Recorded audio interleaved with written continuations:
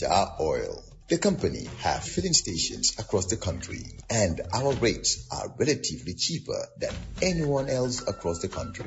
Jar Oil is the biggest producer and distributor of cement in the country with the most competitive prices in the market.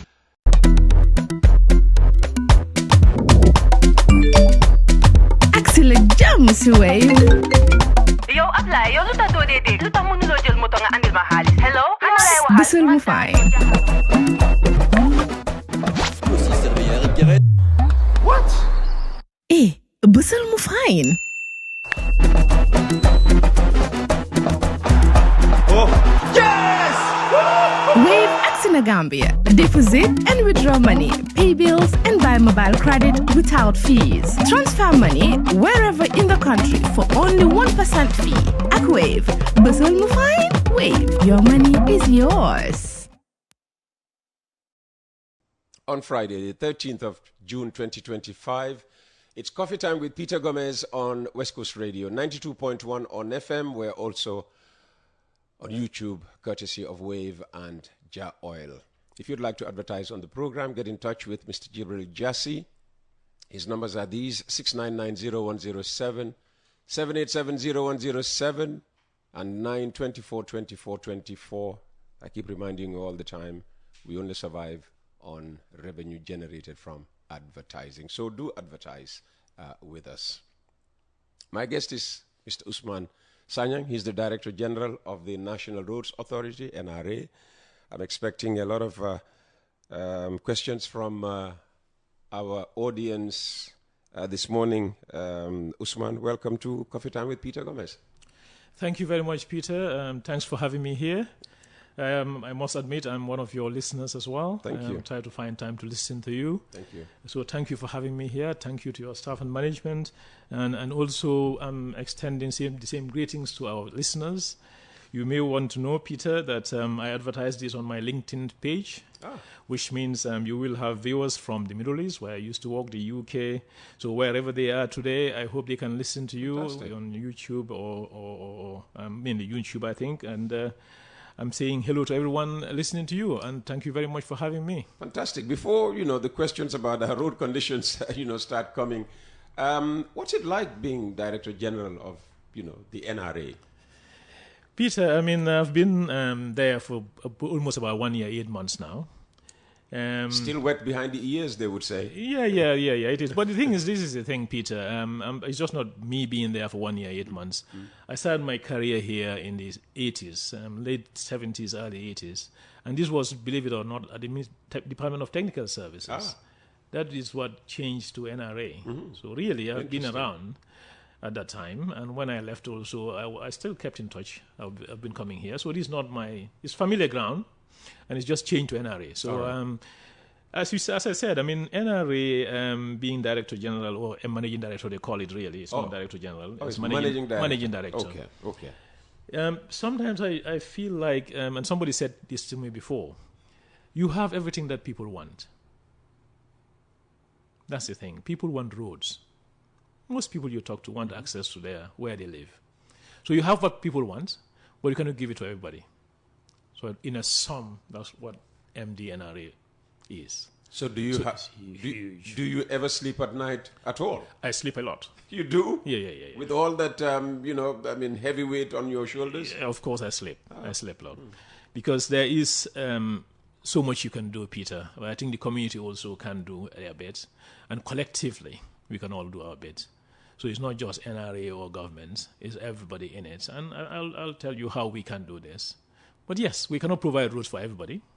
Okay. But we can do our best. Okay. So what are you doing at the moment? What's the NRA engaged in? Yes. Just to put it in perspective, what we're trying to do is to provide access to people. Now, if you ask, there's a metrics in everything. So if you come to accessibility for people in terms of people going to their daily livelihood, schools, hospitals, employment, there's an index that the funding agencies use, which is like an accessibility index. So you try to provide a paved road within 2 kilometers of populations. And if you are able to do that, then you say you are trying, you are doing well. if you look at the World Health Organization Global Statistics report of 2003, they estimate we have about just over 800 kilometers of paved roads in this country. Just over 800 kilometers of paved roads. It's small. Since independence? It appears small to you, Peter, but I'll put it into context shortly. Now, that same statistics has some indicators. If you compare the Gambia with countries like Kenya and Nigeria, now, if you think about economics in terms of a country's wealth, you talk about per capita income, then you know how rich the country is. Now, roads also have got a metrics which is called per kilometer roads of built per population, which is called road density. So if you compare that, our road density, with Kenya and Nigeria, we are not doing bad. We are better than those two countries, Peter. Seriously? Yes. According to that statistics, and your listeners can go and look at it. It's a WHO Global Statistics Report 2023. Now, if you compare our per capita income with those countries, Peter, we are $886.67 in 2023 per person. Kenya is 2,110, almost 2.5 times. Nigeria is 1,636, almost 2 times. So we are punching far, far above our weight, thanks to the government of this country led by His Excellency Adama Barrow, who is passionate about road building. And this is a passion I share with him. And Peter, there are benefits to road building. I'll come to that in a minute. But just to put it into perspective, that's where we stand, small Gambia. At the moment as we speak, Peter, we are building in excess of 600 kilometers of paved roads. So if you say we've built 800 kilometers thereabout in 2023, and currently we're building another 600 kilometers of paved roads, Peter, that's excellent progress. So we'll come to many of the questions that your people will have. But just to put it into context, Peter, that's where we are. Yeah. So we are not doing bad. You hinted at the benefits, discussed the benefits of, first we 800 and now there's another 600, kilometers of road coming. How will that benefit Gambians, apart from allowing me to get from one point to another, Peter, in a shorter time perhaps than the road was. The economic benefits of road building is you cannot quantify it, and I'll come to that in a minute. There are economic studies that you do when you build roads, cost-benefit analysis, and that justifies whether you build a road or not. That's the quantifiable economic benefits that it brings. Reduce travel times.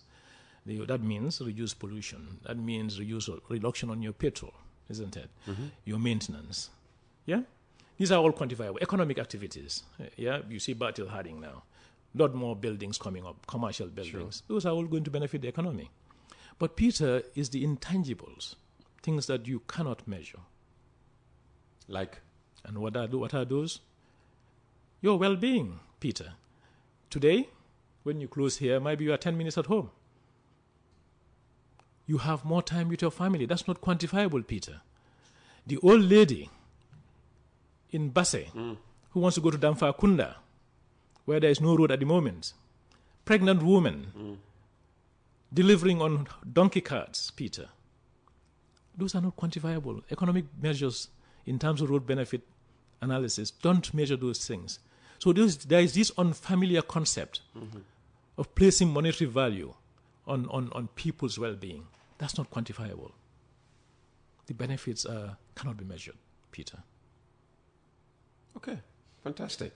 Well, in that case, you are denying, allegedly, the people of KMC, which I'm, a part of, the right to have their, at least 10 roads, 10 new roads built for them by the municipal council. The mayor was on a program here lamenting the fact that even after an agreement was reached with the NRA, there was a U-turn about the whole agreement, and that's holding up, $300 million worth of roads for the municipality. What's your version of the story? Peter, thank you very much for asking that question. I can see that it's very active on social media. this first started, came to my notice, Peter, in QTV program, Hell program, on the 20th of December, where the same KMC leader went on and talked about this same problem that you talked about, or this same issue, Peter.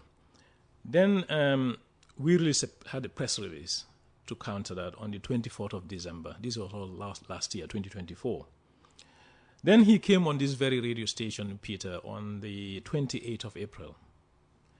And last week also, similarly, things were on the social media. But this time with my name, Sanyang, mentioned on it, which is my name. And then I deemed it proper, Peter, to come on this same platform to set the record straight. If you allow me, Peter, I have to go on to this diligently. We want the truth. Because I am a professional person. I'm non-political. And I will give you my honest opinion about this and facts that happen on this so that your viewers can know exactly what happened. We are not against road building in any way. But again, Peter, I will tell you also as we go along, according to their own very act, they cannot build roads. Whose very act? Local government authorities? Yes, I have them all here, Peter. Ah, they cannot? They cannot, according to their act at the moment. I'll come to that in a minute. But just allow me to just set the facts straight on this first. Okay? They can build the roads, but they have to have the permission of the Secretary of State. And that's in their acts. But I'll come to that in a minute. They are now ministers? Yes. Okay. Yes. And I'll come to that. Okay. And if even that, they cannot build, they can maintain, according to the current act, maintain. Okay? But I'll come to it. They're all here, Peter. So, Peter, they contacted me. I first came into contact with the KMC on the 21st of March, 2023. I was contacted by their Director of Development Planning. I wouldn't mention any names here, Peter, because we keep it professional. So 21st of November, I was with HE on the Meet the People's tour at the time. Then I understand from the phone conversation I had with her that they were in touch with NRA, so that was before 21st of November 2023. I said to her, because I'm on this tour and will be coming back in December, early December, continue your liaisons with the NRA team you started with and let them look at this. I said to her also that I will delegate my deputy to work with them because they've been working with them before I came. Remember, Peter, I started work at NRA on the 16th of October 2023. So this is barely a month only into my job, yeah? So let me just give you some timelines. It's important to understand the timelines between the procurement to the award of this contract and where things fell apart as far as NRA is concerned. So the tender documentation process started on the 1st of December 2023. Now, that goes through a GPPA, it's the regulatory body. So they got approval to tender these things on the 20th of December 2023. And again, NRA was involved throughout this process because we understand the process. We want to work with them, Peter. Not to stall them. Now, they invited NRA to the evaluation of these tenders on the 2nd of January 2025. And we attended. So it's a committee. You need to have that committee to evaluate bids. It's a GPPA requirement. So we went to it. Then the tenders were floated. The tenders closed on the 30th of January 2025, and they started the evaluation process. Now, Peter, before I got to that point, which is all starting January 2025, in December when these things were happening, I did started to ask about the project, and I tried to ask from my DMD, who was leading, my deputy, who was leading this initiative on my behalf. But when they contacted me on the 1st of December 2023, Peter, they also submitted to me a draft MOU, which means they have been in touch with NRA for some time. So that draft MOU, Peter, is here. In a minute, I'll show you something which will be interesting. So when they submitted that draft MOU to me, and this MOU was the other thing, Peter, they were saying your DMD signed, and you said you were not aware. You remember on your program. Yeah. I'll clarify that in a minute. So, Peter, I started asking about this MOU, and in that MOU, they gave it to me, and I'll show you that in a minute, but let me continue timeline. So, Peter, when the tenders were evaluated also, NRA participated. We were there.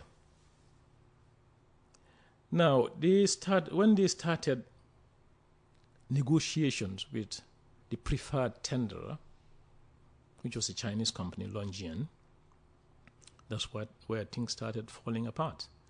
So the tender evaluation happened, and the tender value of the project at the time, when they evaluated and did all the tenders, Longian, who was a preferred contractor, again, this was premised on the pre-financing arrangement. They were not the cheapest, I don't believe, I understand, but because also they had this pre-financing, which is like a bait for them to get into the project, which is okay, it's not a problem, so long as it's acceptable to KMC. So then the tender value, Peter, was 1.5 billion for 20 kilometers of roads. I have all the documents here, Peter, the submissions. 5 times. 1.5 billion. 5 times what the council said it had for. And I'll come to it in a minute. I'm not going to give you the value, total, but it's 1.5, over 1.5, and it's all here. Tender documents are there. It's anybody can have that if they want to. Peter, that equates to about 75 million per kilometer, based on what they are building.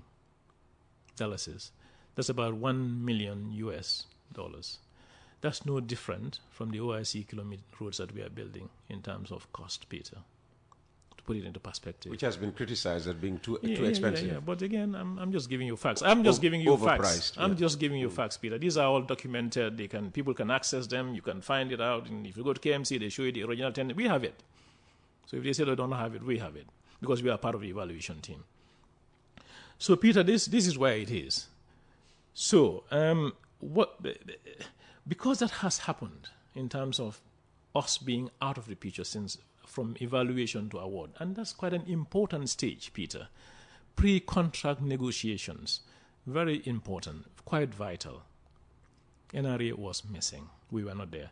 NRA didn't participate in any negotiations. We didn't participate in any review of final contract documents, and they said this themselves in their own voice, in their own statements, in a meeting we had with them, and I'll come to that in a minute, where they actually said that. But again, these are the technicians. And Peter, let me just put it into perspective. We worked quite well with their technicians. We continue working quite well with them. Very good, very professional. The advices they were taking, I don't know what happened in that break thing, but they did confess at the end that that was a mistake. And I'll come to all those meetings, Peter, in a minute. They are quite professional. So if the head of the KMC had spoken to them, as we had in our press release in the 24th of December 2024, this would not have arisen. Or if he had called me and had a word with me, this would not have been where it is today. But unfortunately, it happened, Peter. So now, Peter, we engaged them.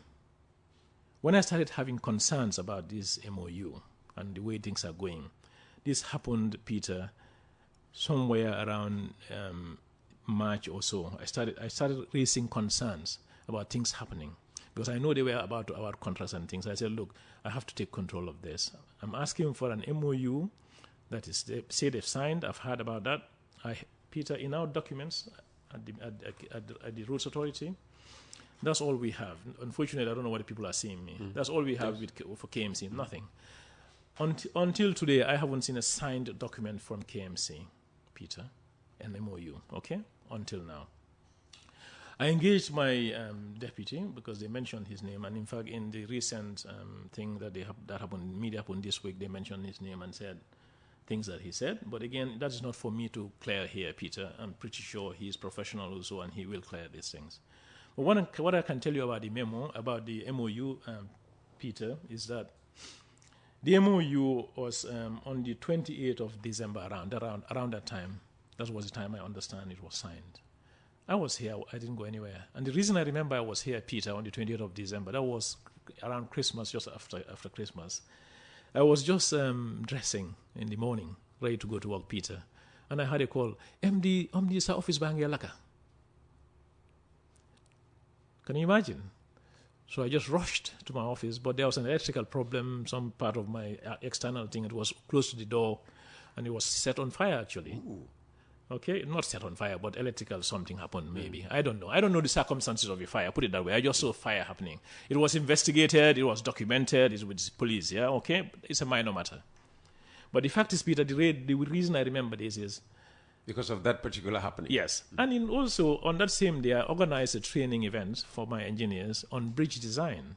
A colleague of mine who is a structural engineer overseas was on holiday. So I organized this conference or design meeting, so design of bridges for young engineers at the OIC Conference Center. So I was just, when the police came and took all the details, I was going to that. It's in the morning. So I was going to that. I met the KMC, the Director of Development Planning. She was also standing in the thing because it was an event. So that this time I knew she came for something on these things. So Peter, I am around. I am the authorizing officer. Okay? So I should sign. I should commit NRA. It's not my deputy, especially when I'm there. But give them the benefit of the doubt. Say it was signed, Peter. Okay? Say it was signed for a moment. Okay? Now, if we assume it was signed, Peter, and that is the case, let's assume it was signed. This is the first correspondence I've got from KMC, the Director of Development Planning. And in that communication I mentioned on the 21st of November 2023, there was an agreement that was sent to me. This agreement up to November 2024 is the same agreement that was sent to me. That was claimed to be signed by my deputy. Okay? I had communications with my deputy, and I'll come to that in a minute, Peter. But Peter, I just wanted to show you something. Yeah. And you tell me. Okay? Because you are quite an intelligent guy, Peter. Well, I'm not quite sure about that. Okay, read this to me. When a contract starts... No, just read it. When a contract starts, they define rules and responsibilities. In this document that I got, what was sent to me in an email dated 21st of November 2023 at 8:20 a.m., it had this document in it, which they said my DMD signed. National Roads Authority has been defined as National Roads Authority under the Ministry of Transport, Works and Infrastructure, the consultant.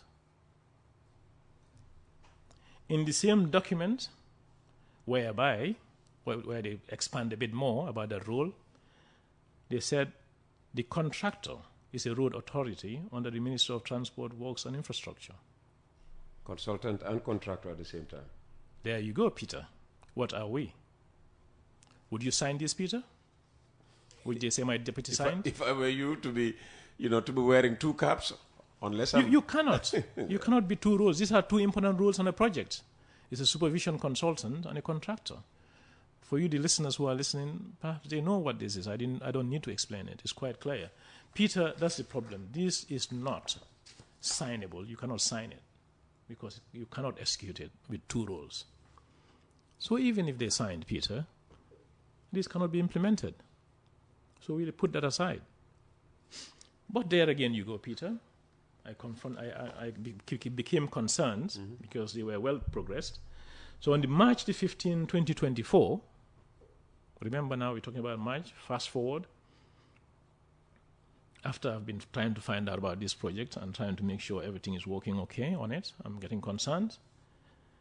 I followed up with my deputy. And again, Peter, I've got an email from my deputy. It's here. It's dated March the 15th, 2024 at 11:42 a.m. And why is that particular email important? What does because it say? It's clarifying that the document was brought up to us for signatures, was just an MOU and not a contract. That's what he said in his own words. The MOU is intended to pave the way for a mutually signed contract. I don't know what that means between NRA and KMC. And it's just trying to just say we are supervising, but we are not providing that role. And it's all in that email here. So again, Peter, I'll put that to bed. But what should you sign with KMC? An MOU or a contract? Well, Peter, this is the thing. It doesn't matter what it is. MOU, by their very nature, are non-binding. You know that anyway. So they're not contractual. So I don't expect anything in that document that's contractual as such in terms of saying. But it's a gentleman's agreement, okay? Which is okay in terms of our relationship with them. We provide the support services in terms of supervision. That's all we will be doing, okay? And they will have their own consultants and contractors, okay? But Peter, just before I go down a bit more into what actually happened when I started intervening into this and bringing myself in, because really it's becoming a bit embarrassing as far as I'm concerned. when we met them on the 31st of May 2024, when I started getting involved in this, and I'll come to that in a minute in terms of the detail of it, Peter, they submitted to me, KMC, a contract agreement, Peter, of 4 pages. 4 pages. A contract agreement, 4 pages. That's it. Only 4 pages. 1, 2, 3, 4 pages, Peter. Okay? A contract agreement for a road, NRA, a booklet. This is almost 100 pages or more, Peter. And let me just go through it, Peter. But why does it have to be so bulky? Exactly. That's why I opened the page. It would have an agreement. It would have a letter of acceptance, a bid. It would have contract negotiation meetings. This agreement, Peter, is a rule book. Yeah, as you have a constitution, you have to abide by it. Construction, this is our rule book. This is what sets what powers you've got as a contractor, what powers the client has got, what powers the consultant has got, and how those interrelate. How you get paid, how you disputes are resolved, how claims are resolved. All those risk issues are contained in this. There are conditions of contract in it as well. There are scope in it, payment terms, dispute resolutions. Okay? So all of those things are captured in this. So it's a bulky document, Peter. But in addition to that also, it's got some few forms at the end, what they call contract forms.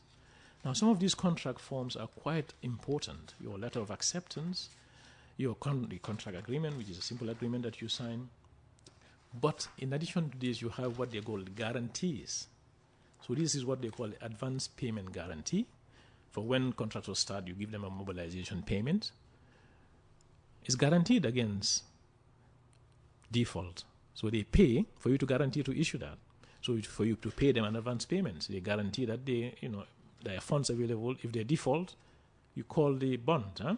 And there's a performance bond also. So once they are engaged in actual construction, their performance, if they don't perform, you can withdraw that. You can call that back as well. So Peter, again, surprisingly, and again, this is something I need to... Could it be that they have that, only they feel that, they don't necessarily have to share that with you? No, well, Peter, I asked the question, where is the contract that you signed? That's what I've got. I've asked the question. And I'll come, because at the end, and in May, when we met them, we then decided to provide them the templates for this. Okay, because we want to work with them, Peter, to help them, okay? Wherever we can. That's our role as NRA, okay? But when we met them on the 31st of May also, what surprised me, Peter, and again, this is said by them, they paid an advance payment bond, an advance payment to the contractor, sorry.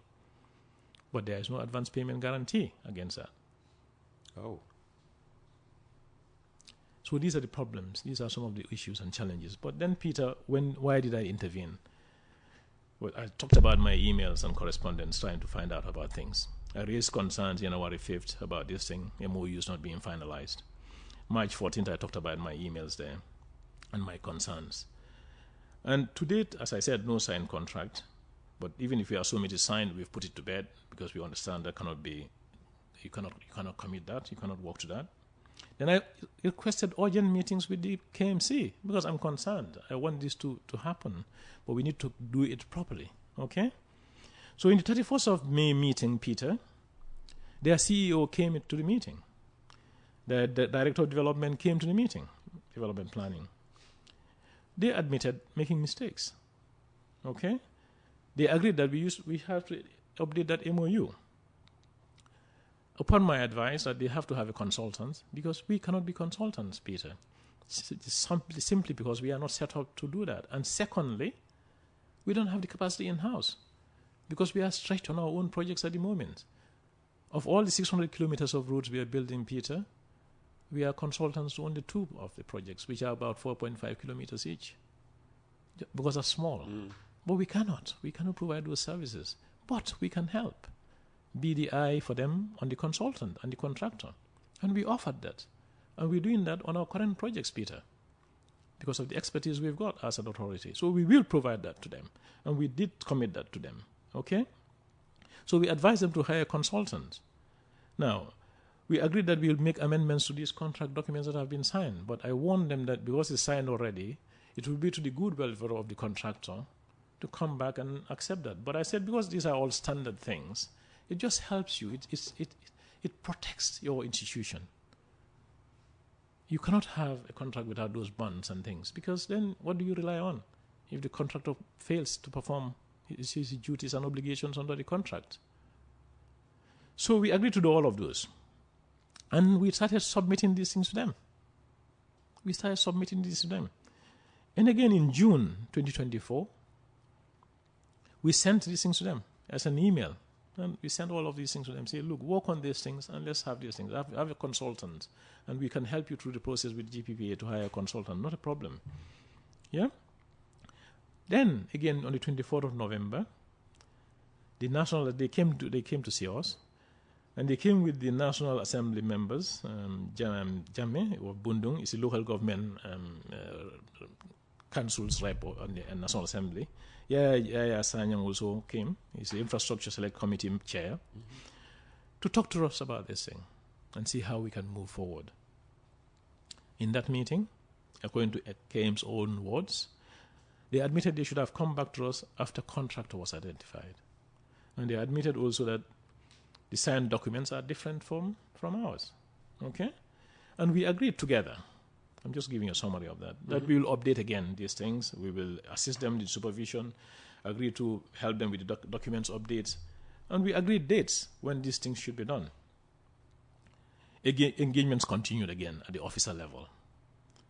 And the 4th of February, we shared with them the updated MOU. This is in 2025 now. 11th of March, we received a response from them saying they received it. They were querying one or two figures, which is a charge figure between ourselves and them. And then You were charging them for services? No. It's the supervision services. There was some charge. I think maybe it's just like a refund of something that fuel or whatever that you use. But we charge even when the supervisor, you incur costs because your staff go there, they use petrol and things, which is not budgeted for in our NRA budget. Okay. So, but anyway, those things can be dealt with. I'm not too fussed about those things. But the point is, we haven't still heard from them. There is no agreement still signed on that MOU. Yeah? That's where we stand. Now, Peter, if you want us to go now to their act then, yeah? Yes. If I just bring that up. Yes, please, yes. Because that's quite important. Absolutely, yeah. Because okay, all right, okay. So, Peter, in terms of the acts, the NRA has an act. And in our act, and this is interesting, there is no conflict between the acts, the NRA Act and the Local Government Act, when it comes to road building or road maintenance. It's quite clear.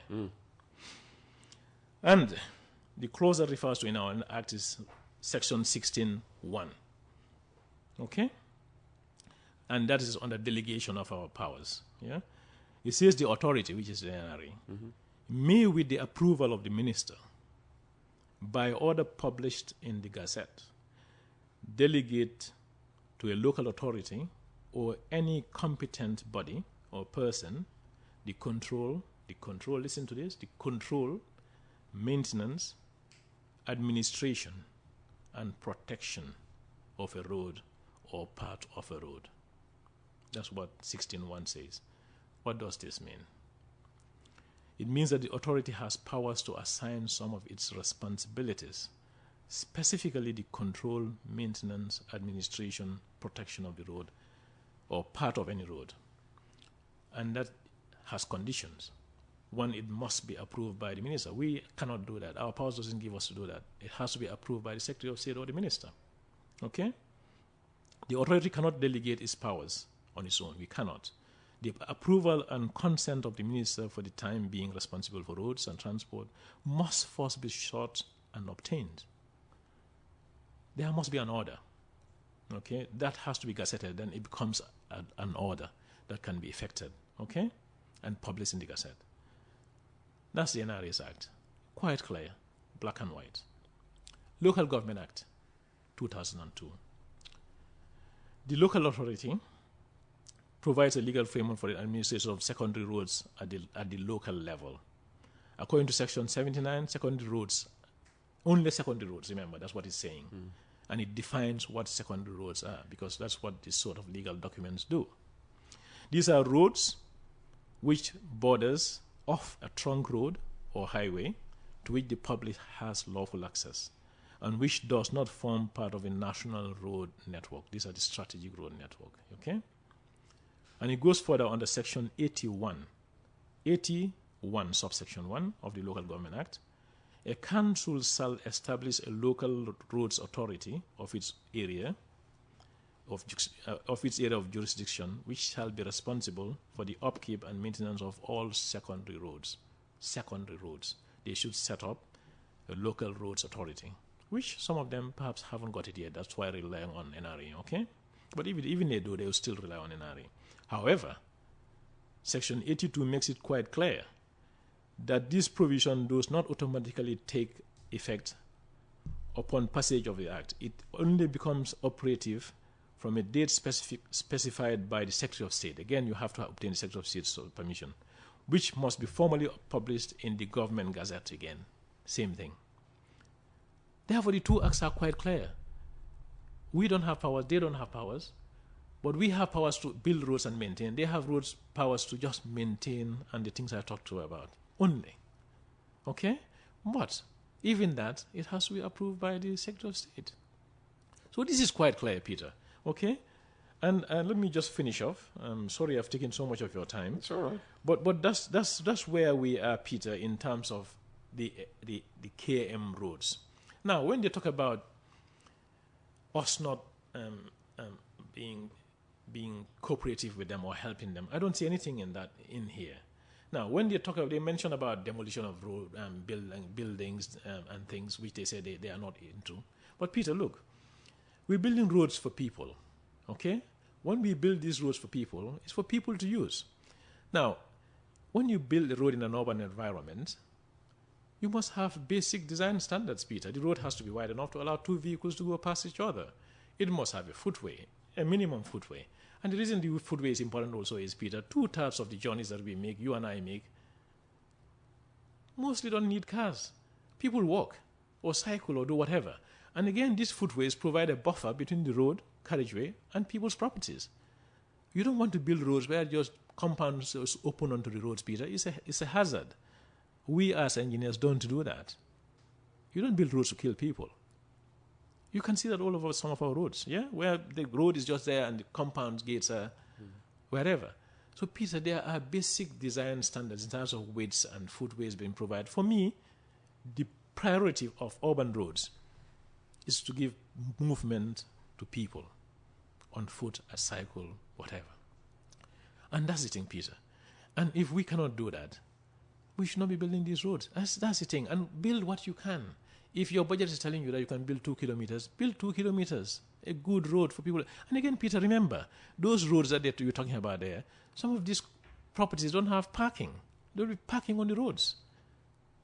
So they should be wide enough. At least if a vehicle is parked, vehicles can go past each other. You don't congest these roads by building them for whatever standard you want. It has to be built to a standard. Now, we come to the relocation of services.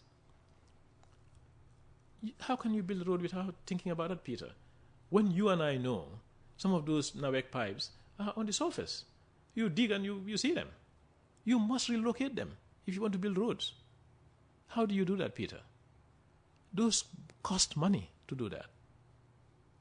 For those pipes, depending on what pipe you are using, it can vary between 9 to 10, 11 million per kilometer, whether it's PVC or high-density polyethylene pipes, HDPE. You come to the electricity. And again, those are about 4 million per kilometer.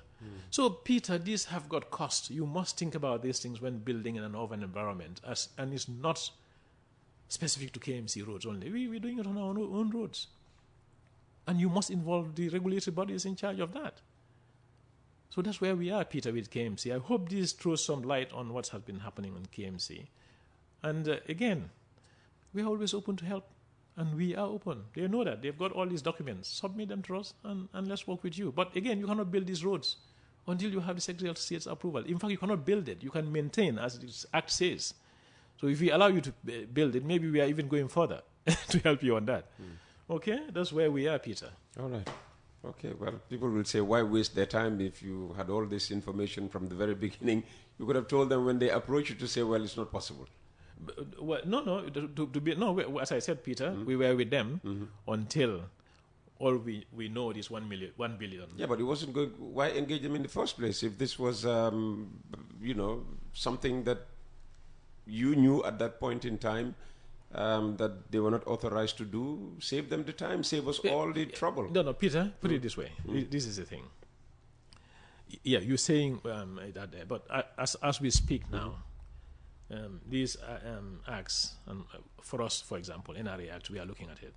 Okay, you only started looking at the act after you had started engaging KMC. No, a long time ago. I think. And that's what I'm saying. So if you knew that the act, their own act, does not give them the authority to build roads, the act governing you, NRA, also, does not give you the authority to authorize them to build roads, you shouldn't have started the conversation in the first place at all. Yeah, Peter, let me just put this into context so that we understand. The Act, NRA Act itself, at the moment, as it stands, as I said, we're reviewing it at the moment, okay? Their acts, I'm not sure whether they are doing anything on it, but in terms of the responsibility of building or maintaining roads, it sits to us. We have delegation on our powers to delegate functions of the road in terms of maintaining and doing things on it. If they want to build the roads, I'm pretty sure we can come to an agreement with them, but building But roads... how? Your act, which is your constitution, does not authorize you to give them the authority to build roads. You say that resides in the minister or secretary of state. Yeah, that's what I'm saying. So this is the thing. It still sits with the secretary of state. According to the acts as they stand now, they cannot. That's what I'm saying. So you should not even have allowed the conversation to begin in the first place. Peter, yes, I agree to some extent what you are saying, but with all these things, and as I said to you, these things started well before I joined. That's not an excuse. But having looked at what it is now and where it stands at the moment, we have to have further dialogue and conversation on this matter before we can get local authorities to start building roads in this country. So there is a possibility that KMC will eventually build roads, not just to maintain roads built by NRA or roads built by the central government. That has to be agreed at the National Assembly level, because these are acts which needs to be looked at, and they have to give them the permission to do that. But as it stands at the moment, Peter, I'm afraid that's the situation. All right. We're talking to Mr. Ousman Sanyang, the Director General, Managing Director, he says. I mean, you're the only authority then that... No, it's not just us. I think Ports also is MD. But it doesn't matter. Ports Authority has an MD also. Yeah. Because Pura have Director General, and I think your predecessor was DG, not MD. No, he was MD also. Was he? Yeah. Why did we keep saying DG anyway? It doesn't matter. Doesn't matter. He says the title doesn't matter, so it doesn't matter. All right. The next phase of my conversation with him will involve questions from the audience, and we do have quite a few.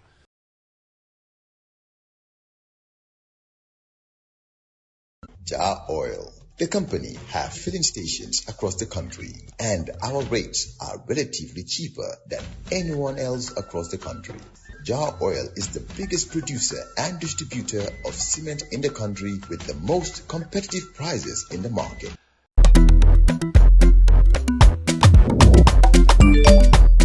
Axila jam si Wave. Yo, apply. Yo, luta to dede. Luta mo nulo jel mo to nga andil mahalis. Hello? Bisul mo fine. What? Bisul mo fine. Oh, yes! Wave Axina Gambia. Deposit and withdraw money, pay bills and buy mobile credit without fees. Transfer money wherever in the country for only 1% fee. At Wave. Bisul mo fine? Wave. Your money is yours.